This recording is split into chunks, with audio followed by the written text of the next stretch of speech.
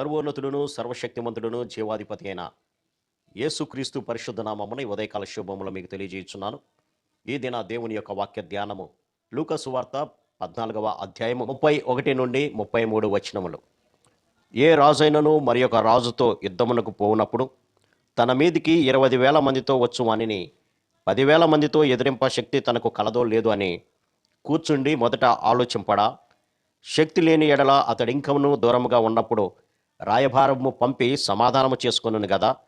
ఆ ప్రకారమే మీలో తనకు కలిగినదంతయు విడిచిపెట్టని వాడు నా శిష్యుడు కానేరడు.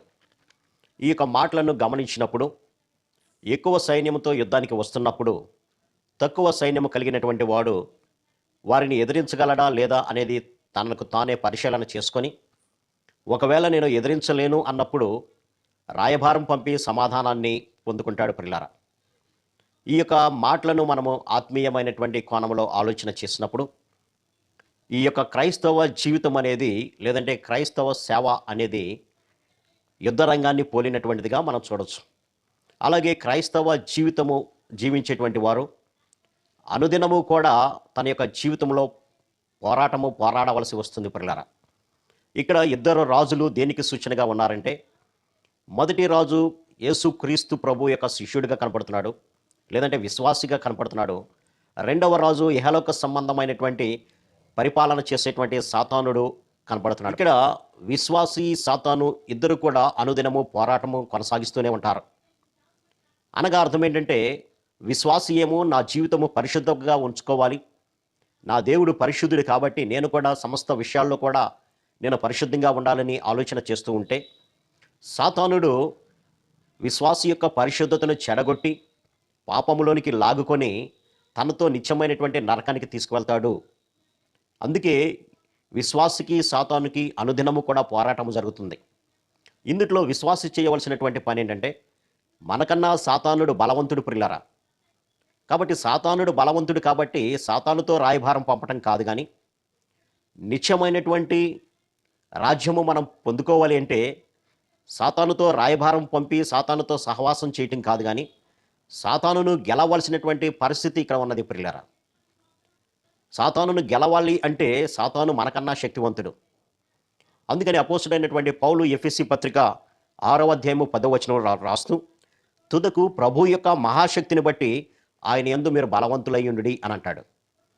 కాబట్టి మన శక్తి చాలదు, కాబట్టి దేవుని యొక్క బలాన్ని పొందుకునేవారుగా ఉండాలి ప్రియులారా. అంతేకాకుండా ఇంకొక మాట అంటాడు, మీరు అపవాదిని ఎదిరించుటకు శక్తిని పొందుకున్నట్లుగా దేవుడిచ్చేటువంటి సర్వాంగ కవచాన్ని మీరు ధరించుకొనుడి అని అంటాడు ప్రియులారా. కారణం ఏంటంటే, సాతానుడు మన శరీరంలో ఉన్నటువంటి అవయవాల ద్వారా మనము పాపంలో పడేటట్లు చేస్తూ ఉంటాడు. కాబట్టి ఆ శరీరంలో ఉన్నటువంటి అవయవాలను మనము కంట్రోల్లో చేసుకోవాలి అంటే దేవుని యొక్క వాక్యం చేత నింపబడాలి, దేవునిని ప్రార్థించడం ద్వారా మనము బలపడాలి, అలాగే దేవుని యొక్క బిడ్డలతో సహవాసము చేయడం ద్వారా మనము బలపడాల్సినటువంటి అవసరం ఉంది. ఎప్పుడైతే క్రీస్తుతో అలాగ సహవాసము చేస్తూ అనుక్షణము ఆయనతో మాట్లాడుతూ ఆయనను స్తుతిస్తూ ఆయన వాక్యాన్ని చదువుతూ ఉంటామో దేవుని యొక్క శక్తిని పొందుకునేటువంటి వారిగా ఉంటాం పిల్లరా. కాబట్టి మనం ఎట్లాగో సాతానుని జయించలేము, వాడు మహాబలవంతుడు. కానీ ఆ బలవంతుడైనటువంటి వాడిని జయించాలి అంటే వాడికన్నా ఎక్కువ శక్తి కలిగినటువంటి యేసుక్రీస్తు యొక్క శక్తిని మనం పొందుకోవాలి. అందుకని ఇక్కడ అంటాడు, తుదకు ప్రభు యొక్క మహాశక్తిని బట్టి ఆయన యందు మీరు బలవంతులయ్యుండుడి అని అంటాడు.